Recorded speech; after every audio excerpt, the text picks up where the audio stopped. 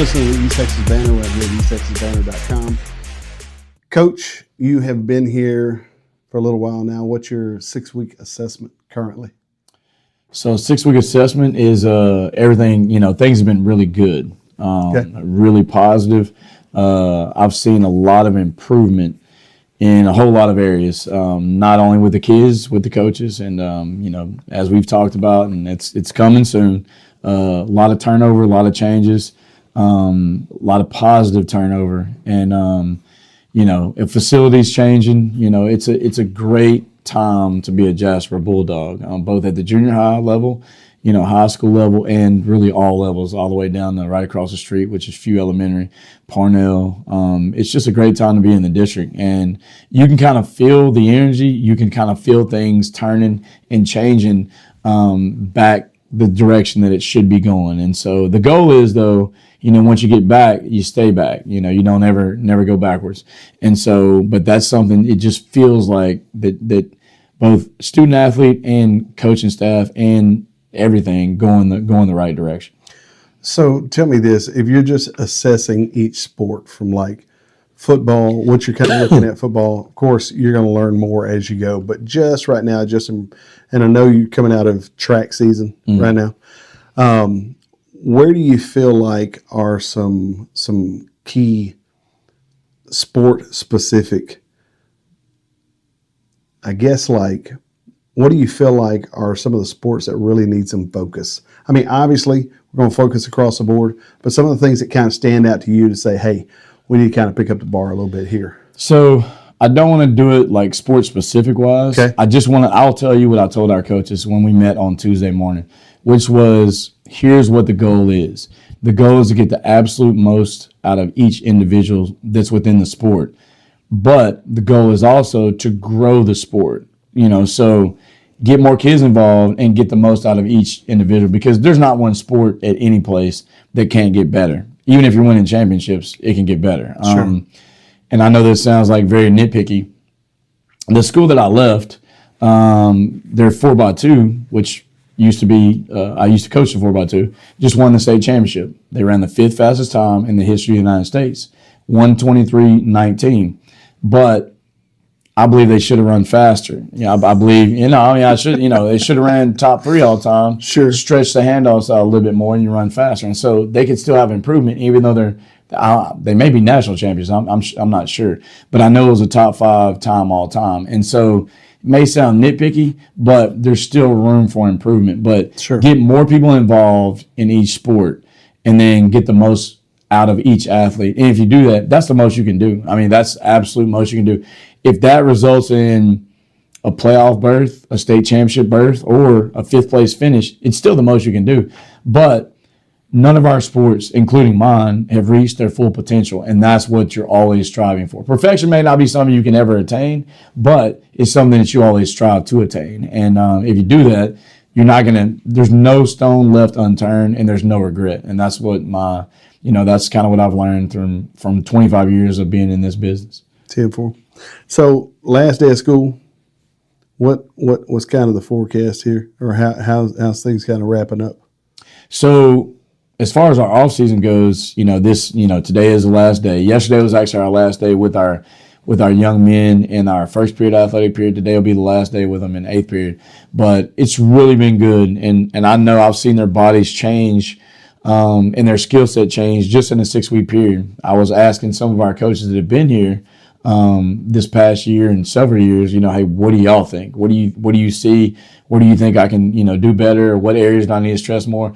And they were just raving about how different already mentally tough-wise that our kids are becoming, just because of the work, that we're putting them through, because we're putting them through some pretty good work, and they're not backing down from that. We haven't had just an exodus out of here of people that just don't want to do the work. The kids are up for the challenge, and that's what I kind of thought, So we keep pushing, and as long as they keep meeting the challenge, or at least attempting to meet the challenge, we're going to be fine, And so off-season wise, except for one injury on the boys' side, and it was during college day. We got out of there pretty healthy, and we got a lot of work done. Even though we don't have access to the weight room yet, that's coming soon.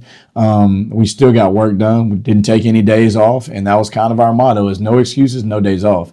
And if you do that and you meet the challenge every day, then you got a chance to get better in a short period of time. And that's what that's what I have to work with. I don't have a long period of time. We don't have. Yesterday, I had them fill out goal sheets. What I would normally have kids fill out in January when we start the off season. In this case, we filled it out going into the summer because we're just going to extend. Our summer is our off season. It was always the fourth phase, but we're going to spend the maximum amount of time that the UIL allows us to spend in the summertime. Whereas in the past, I've maybe trimmed around a couple of days and trimmed around a week here, and I didn't want to overdo it, but let's overdo it. Let's see how far we can push and how far that they'll go, and then that they'll be able to respond to that work ethic and to be able to compete back and get better. 10-4. So looking at, I guess, June 1st, everything kicks off here? June 1st, yes, sir. Okay. Yep. So it's the incoming 7th and 8th graders, which is class of 30 and 31. 31 and 32. They'll be from 8 to 10 in the morning. Breakfast will be served at 7:15 if they want it. And then right after that is from 10 to noon is going to be the incoming 9th through 12th graders, which is a class of 27, 28, 29, and 30. And so right after that, it'll be a lunch if they want it, and then we'll go into an hour of sports specific. And again, I'll try to get everybody out here by 2 o'clock. So an 8 to 2 day is a good day in my opinion, and you got the rest of the afternoon off. We can't do anything on weekends. We only have 2 weeks that have Friday workouts, which is those first 2 weeks. I believe that's June the 5th and June the 12th. Everything else is just 4-day weeks. But we're really excited about the summer and getting those young kids over here, because even though we had a lot of participation out of our incoming 7th, 8th, and 9th graders, incoming 8th and 9th graders this spring, you didn't have an opportunity for some of them to come over here because of school and they had to go on after school, or maybe they were involved in softball or youth baseball or whatever the situation. But now they're going to have an opportunity to do that in the summertime. Nice. So what kind of time frame you think we're on as far as the weight room goes? They're supposed to be done on the 29th or 30th of May. Okay. Still holding to that. Yeah, still holding to that. You walked it with me a while ago. We got to see they're laying the flooring now. They got the Jasper J logo right there in those platforms. There's going to be 10 platforms on the far side, far third, middle third, and then this near third right here is going to be for different auxiliary machines, and it'll be an open area right there if you want to do like abs or something like that. I know I'm going to use that open area in the fall to do walkthroughs for football and things of that nature, like day of the game or day before the game and things like that. But it just gives you an opportunity to maximize use for all sports. Right. Football is, of course, the sport I coach, but every sport will be able to use that, and that's huge. You could have multiple sports in there at the same time, and that's also important. Yeah, I mean it's going to be a great. Well, I mean, obviously, right now you guys are putting sidewalks and rain to great use. I mean, y'all are doing the work out there right now. So, I mean, moving them into this state-of-the-art type situation is going to be top notch. Yeah, we've been, scrunched in a small area, and so we've had to rotate a little different. Whenever you have an opportunity to get everybody in the same building, working out at the same time, you don't have to rotate from inside to outside. That does help. Yeah. It's been challenging, but no excuses, no days off. That's what we kind of live by. And so we're excited about. I'm getting antsy because this is happening literally right outside my window, and so I hear different things in there. I don't know what those sounds are, but then I'll peek around there, and then there's an air conditioning duct that's going up, and then I'll peek around there, and then all the walls are painted. And I'll peek around there, and half the floors are laid out. And so it's been a fun process, but I'm ready for it to end. No doubt. So you got graduation coming up tomorrow. Yeah, graduation. But before we talk about that, I do want to talk about just recruiting for a little bit. Yeah. The college day has definitely helped benefit some of these guys. I've had several Coaches respond back with, hey, can we get the updated highlight on this player, on that player, on, this kid? Even some of our 2026 graduates, helping them get recruited right now. Got a lead on 2 or 3 of those guys, trying to get them into colleges to, to participate in football and see how much scholarship money they can earn, even though it's late in the game.